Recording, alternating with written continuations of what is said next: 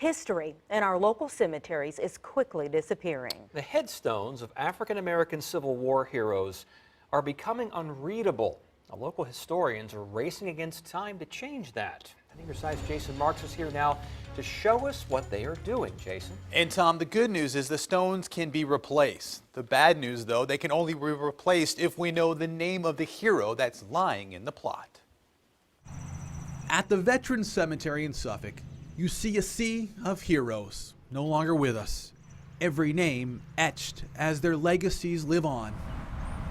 You know, you can kind of see the condition of some of the stones. The graves aren't nearly as organized in West Point Cemetery in Norfolk. Here we're walking up to a section that's dedicated to Civil War African American Union soldiers and sailors. And there you'll find something that is just not resting well with local historian Georgia Jean. This is Frank Cornick's stone.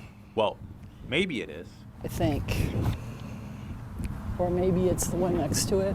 As time has moved on, you have to kind of figure out who they are by trying to feel the letters. The memories of the veterans haven't faded. You can't tell who this person is. But what has is some of the names on the stones. You can't remember someone really well without a name. Time is taking a toll on the markers. As they are slowly withering away, history's literally erasing right before our eyes. How would you feel if you had a stone and no one cared about it, and 100 years later, despite a great sacrifice, you were lost? The issue isn't confined to Norfolk. The only thing you can make out is that he was a member of the 1st U.S. Colored Cavalry. Nadia Orton has ancestors buried at Mount Calvary Cemetery in Portsmouth. And once we came here and found them, but then saw all the other grave sites and how hard they were to read and broken. That included nearly 24 African American Civil War vets. I've been studying him for 8 years. I still don't know who he is.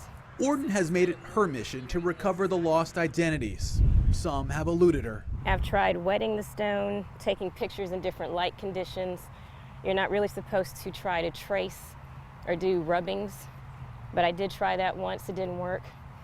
And I thought maybe if I could even identify his company, which should be here, I could try to narrow it down. There are others who have been saved. His story is amazing because it's not just relegated to his military service, but everything he did for the community after the war. The federal government replaces veteran stones free of charge, but there has to be a name and proof of service. Orton has applied for and has received 20 replacements. Once that is done and the stone is here and it's installed and you can stand there and think, you know, I helped save this part of history.